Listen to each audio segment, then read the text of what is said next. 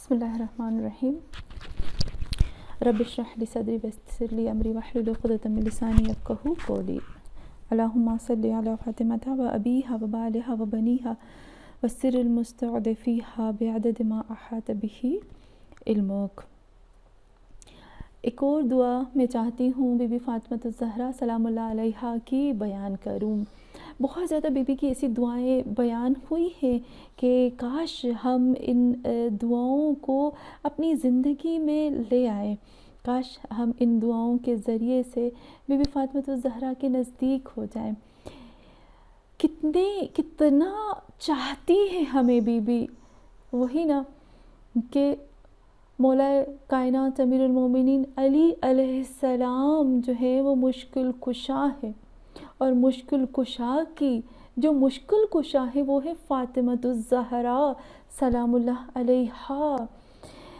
وہ be be جو علی کے لیے مشکل کشا ہے تو کیا ہمارے لیے نہیں ہوں گی؟ وہ بی بی جو اس امت کے لیے، اپنے مومنین کے لیے،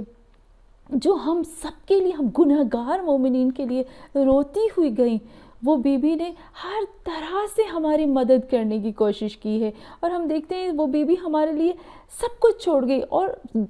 اس سے بڑی بات کیا ہو سکتی ہے کہ بی بی نے ہمیں دعائیں بھی بتا دی ہیں کہ ہر رستہ اگر بند ہو جائے تو تم ان دعاؤں کے ذریعے سے میرے نزدیک آ جاؤ۔ ہم سورہ فرقان پڑھتے ہیں نا، میں جلدی سے، کیونکہ میرا ٹاپک ابھی جو ہے وہ صرف دعا ہے تو میں قرآن کی طرف نہیں آنا چاہتی، لیکن ایک چیز میں آپ کو ضرور کہوں گی کہ آپ سورہ فرقان کی لاسٹ کی آیت، آخری آیت ضرور پڑھیے گا، جس میں خداوند عالم کہتا ہے کہ اے لوگو، اللہ کو تمہاری پڑی نہیں ہے، اللہ کو تمہاری ضرورت نہیں ہے، خدا کو کوئی ضرورت نہیں ہے تم لوگوں کی، سوائے یہ کہ تمہاری دعائیں نہ ہوتی۔ اگر اللہ کے پاس میری اہمیت ہے، یہ قرآن سورہ فرقان آیت بالکل آخری آیت کہتی ہے کہ اگر تمہاری دعائیں نہ ہوتی تو تمہاری کوئی اہمیت ہی نہیں تھی۔ یہ دعا ہے جس کی وجہ سے ہم خدا کے سامنے اہم ہیں، یہ دعا ہے جس کی وجہ سے ہم اللہ کے نزدیک ہو جاتے ہیں۔ تو بی بی نے ہمیں ایسے نہیں کہ بی بی نے ہمیں بس کہہ دیا یہ قانون یہ قانون، نہیں، بی بی نے دعائیں بھی بتائی کہ چلو اس طریقے سے اللہ کے نزدیک ہو جائے، چلو اس طریقے سے ہو جائے، چلو اس طریقے سے ہو جائے۔ اور قرآن میں جسے آیا ہے کہ اللہ کہتا ہے کہ تمہاری اگر دعائیں نہ ہوتی تو مجھے تمہاری پڑی بھی نہیں تھی، پرواہ بھی نہیں تھی، تو بس دعا ہے جو نزدیک کرتی۔ تو بی بی نے کہا چلو میں تمہیں دعائیں بتاتی ہوں جو تمہاری آخرت بھی بنائیں گی، جو تمہیں اللہ کے نزدیک بھی کریں گی، اور تمہاری دنیا کی مشکلات کو بھی آسان کریں گی۔ تو آج میں چاہتی ہوں کہ بی بی کی ایک یا دو، جتنا دیکھتی ہوں کہ دعاؤں کو تھوڑا سا بیان کرتی ہوں۔ اس دعا کو میں نے اپنے گروپ میں، واٹس ایپ کے گروپ میں بھی بھیجا، اگر آپ کو کوئی سوال ہو تو آپ ضرور مجھ سے پوچھیے گا۔ میں اس دعا کی طرف آتی ہوں کہ جس دعا کو بی بی نے فرمایا ہے۔ دعا کیا ہے؟ ایک دعا ہے رسول خدا صلی اللہ علیہ وآلہ وسلم، تاریخ میں ملتا ہے کہ ایک دفعہ رسول خدا صلی اللہ علیہ وآلہ وسلم بی بی فاطمہ الزہرا سے ملتے ہیں، اور مل کر جسے ہمیشہ کھڑے ہو جاتے ہیں، گلے سے لگاتے ہیں، گلے سے لگانے کے بعد کیا کہتے ہیں؟ بی بی فاطمہ الزہرا کو کہتے ہیں کہ کیا میں آپ کو ایک ایکسپینسو، ایک قیمتی چیز نہ دوں، جس سے آپ، ایک ایسی قیمتی چیز جس سے آپ ساری اپنی مشکلات حل کروا سکو؟ تو وہ بی بی کہتی ہے ہاں بابا، ہاں یا بلا یا ابی رسول اللہ، ہاں مجھے چاہیے وہ چیز، مجھے دو آپ۔ تو رسول خدا صلی اللہ علیہ وآلہ وسلم نے یہ دعا بی بی فاطمہ الزہرا کو دی، اور اس دعا کے پڑھنے سے کیا ہوتا ہے جب میں ترجمہ کروں گی تو آپ کو پتہ چل جائے گا کہ اس دعا کے پڑھنے سے کیا فائدہ ہوتا ہے، لیکن دو فائدے تو اس کے ضرور میں آپ کو بتاتی ہوں۔ ایک فائدہ تو اس کا یہ ہوتا ہے کہ جتنے بھی قرض ہوتے ہیں نا وہ ادا ہو جاتے ہیں۔ ابھی قرض کی قسمیں ہوتی ہیں، آپ جا کر سرچ کریں گے کہ کس طرح کا قرض ہوتا ہے۔ قرض صرف پیسوں کا ہی نہیں ہوتا، اور بھی قسم کے بہت زیادہ قرض ہوتے ہیں، تو جو قرض ہوتے ہیں وہ بھی ادا ہو جاتے ہیں۔ اور دوسرا یہ ہے کہ غربت ختم ہو جاتی ہے نا، رزق میں برکت ہوتی ہے، فقیری سے انسان غنا کی طرف آ جاتا ہے، امیری کی طرف آ جاتا ہے۔ اور تیسری چیز جو اس میں یہ ہوتی ہے کہ تیسری چیز میں یہ ہوتی ہے کہ جو بھی ہمارے رکے ہوئے کام ہیں یا جو مشکل کام جو آگے نہیں بڑھ رہے، جتنی مشکلات ہمیں کاموں میں آ رہی، رکاوٹیں آ رہی ہیں اور میرا کام بہت گراو ہے، کام آگے نہیں بڑھا، وہ سارے میرے کام آسان ہو جائیں گے۔ اور اس کے بعد جو خاص بات یہ ہے کہ جو خدا ہماری گناہوں کی وجہ سے ہم سے دور ہو گیا، ناراض ہو گیا، وہ رحم کرنا شروع کر دے گا۔ تو چلے ہم آتے ہیں اس دعا کی طرف، تھوڑا سا میں اس کو کھول کے بتاتی ہوں، اور ہم پھر سے بی بی سے کہیں گے کہ بی بی حضرت نوح کی کشتی اتنے بڑے طوفان میں محفوظ رہے آپ کے نام کی وجہ سے۔ آپ کا نام ہمارے دلوں میں بھی ہے، آپ کا نام ہماری زبانوں پہ بھی، پر بی بی آپ کی دعائیں بھی ہیں، ہم دعا جو آپ نے ہمیں دی ہے نا، اس کا تو لطف، اس کا تو مزہ اور اس کا تو اثر بہت زیادہ ہے، تو ہم ان دعاؤں کو بھی پڑھتے ہیں تاکہ ہماری دنیا اور آخرت سنور جائے، تاکہ ہم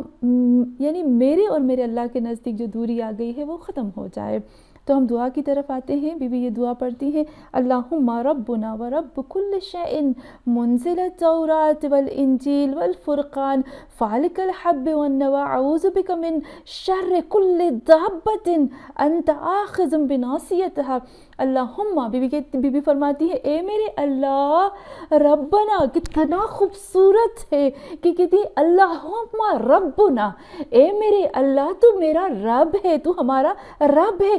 ربنا ہمارے رب، و رب کل شیء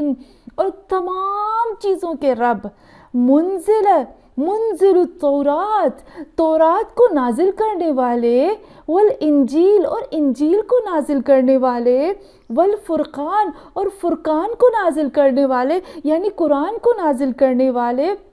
یہاں تک بی بی کہتی، اور بی بی فرماتی فالق الحب والنوى، اے وہ اللہ، اے وہ رب، اے وہ اللہم میرے مالک، میرے خالق، میرے اللہ، جس نے کیا کام کیا، جس نے بیج کو پھاڑا اور بیج کو پھاڑنے کے بعد بیج کو بھی پھاڑا، اس کے نوا کو بھی پھاڑا۔ تو آپ کو پتہ ہے نا کہ بیج اور نوا میں کیا فرق ہوتا ہے؟ فالق کا مطلب ہوتا ہے پھاڑنے والا، قل اعوذ برب الفلق۔ ہم قرآن میں بھی پڑھتے ہیں جس طرح سے خداوند عالم نے سورہ حج میں بھی فرمایا اور قرآن کی آیت میں بھی فرمایا کہ فَفَتَقْنَاهَا وَرَتَقْنَاهُمَا، رتق خدا فرماتا ہے نا کہ یہ تمام آسمان اور زمین جو تھے فَفَتَقْنَا، یا خدا فرماتا ہے کہ یہ کیا تھے، یہ دونوں ملے ہوئے تھے، آپس میں جڑے ہوئے تھے، فَفَتَقْنَاهُمَا، ہم نے ان کو جدا کیا۔ جدا کیسے کیا؟ یعنی پھاڑا، ان کو چیرا اور ان میں سے جو بھی قیمتی چیزیں تھی ان کو باہر نکالا۔ فالق، پوری کائنات ایک سیل تھی، ایک سیلولر تھی، پوری کائنات ایک بالکل چھوٹے سے سیل کی طرح تھی، اور کس طرح سے خدا نے ہر سیل کو پھاڑا، اور ہر مخلوق میں ایسے ہوتا ہے۔ ابھی سائنس بھی یہ کہتی ہے فالق الحب والنوى، اے بیج کو پھاڑنے والے، اے سیڈ کو پھاڑنے والے، اور وہ نوا اور اس میں سے گودے کو نکالنے والے۔ آپ کو پتہ ہے کہ جب ایک سیڈ ہوتا ہے، یہ سائنس بھی کہتی ہے کہ جب ایک بیج ہوتا ہے نا، تو بیج جب آپ زمین میں ڈالتے ہو تو بیج کے اندر کوئی کوالٹی نہیں ہوتی، بیج پورے کے پورے بیج میں وہ طاقت، وہ انرجی نہیں ہوتی، وہ پاور نہیں ہوتا کہ وہ درخت کو اگا سکے، وہ ٹری کو نکال سکے، وہ جھاڑ کو نکال سکے۔ یہ طاقت کس کے اندر ہوتی ہے؟ بیج کو جب آپ پھاڑتے ہو نا تو اس میں سے گودا نکلتا ہے، اس گودے کے اندر ایک چھوٹا سا گودا ہوتا ہے جو سارے بیج کا پاور جو ہوتا ہے اس کے اندر ہوتا ہے، اس سیڈ کا جو پاور ہوتا ہے نا اس کے اندر ہوتا ہے۔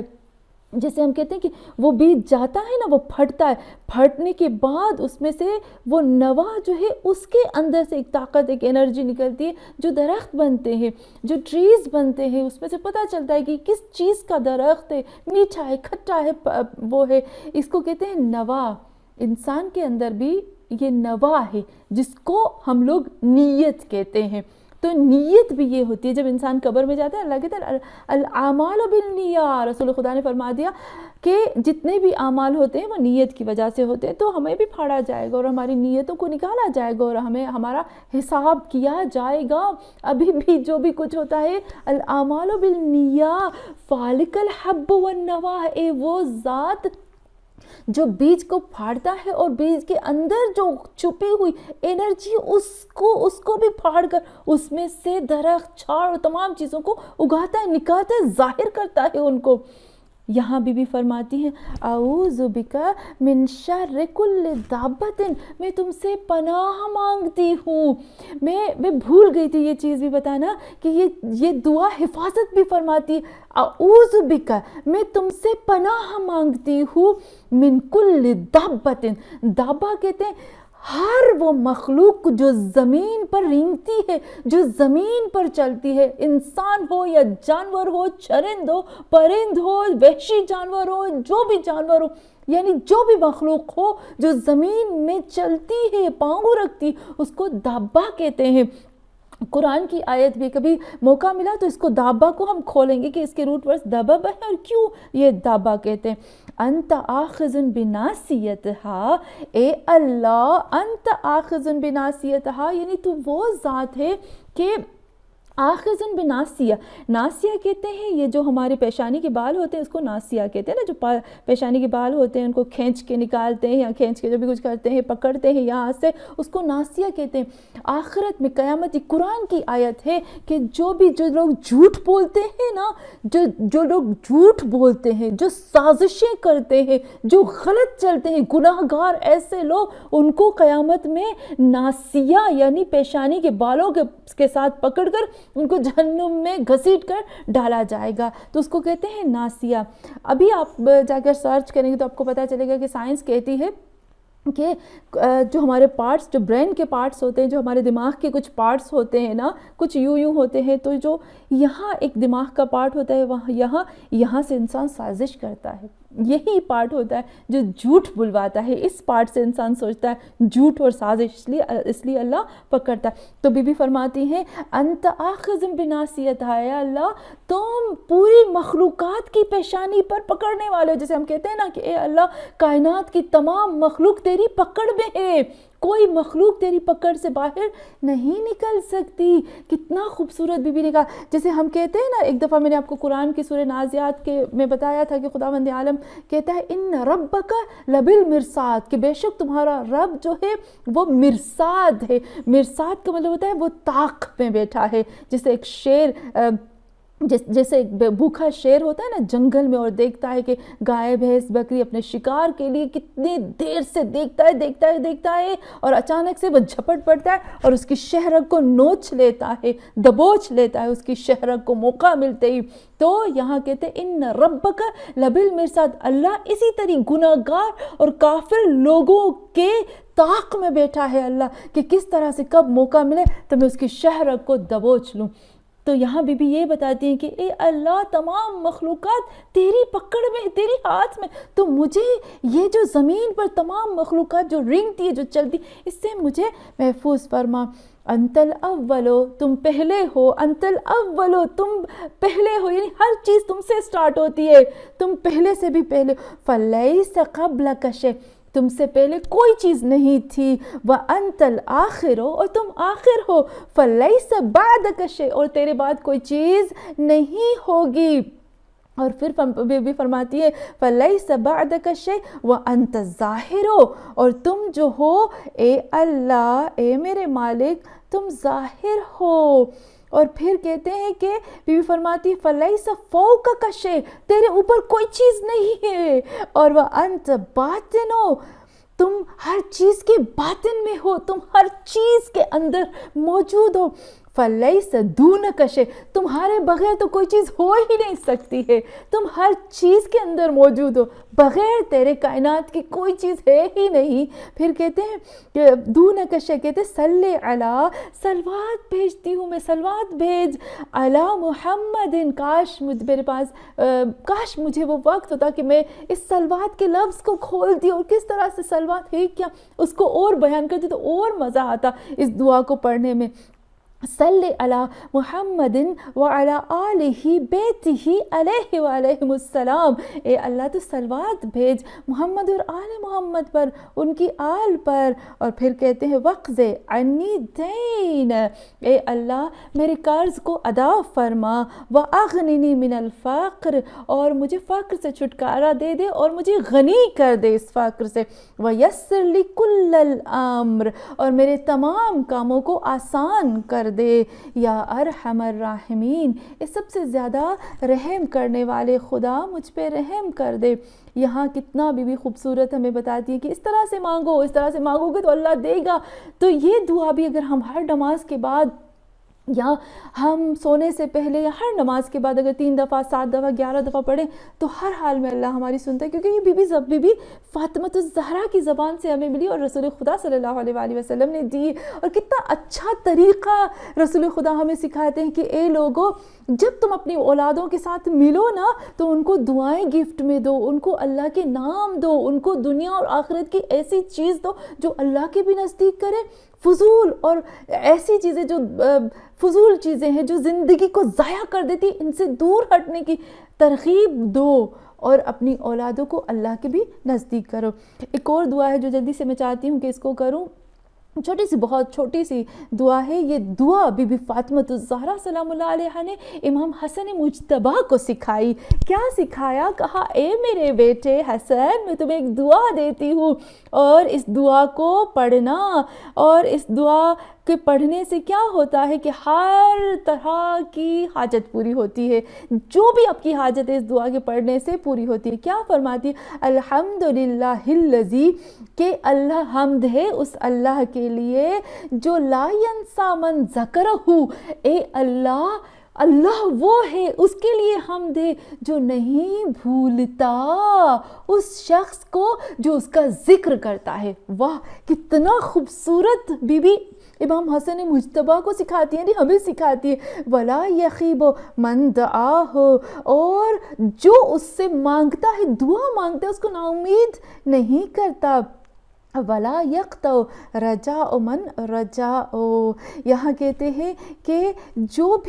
بھی اس سے جو چیز طلب کرتا ہے، امید رکھتا ہے، خواہش رکھتا ہے، جو اس کو مانگتا ہے نا، اس کی امیدوں کو پورا کرتا ہے، اس کو دیتا ہے، اور کسی امیدوار کو خالی نہیں لوٹاتا۔ اور پھر اس کے بعد ایک چھوٹا سا لفظ ہے ثُمَّ يَسْأَلُ اللَّهَ عَزَّ وَجَلَّ مَا يُرِيدُ، پھر اس کے بعد بی بی فرماتی ہیں کہ ان لفظوں کے بعد الحمدللہ الذی لا ینسا من ذکرہ ولا یخیب من دعاہ ولا یقطع رجاء من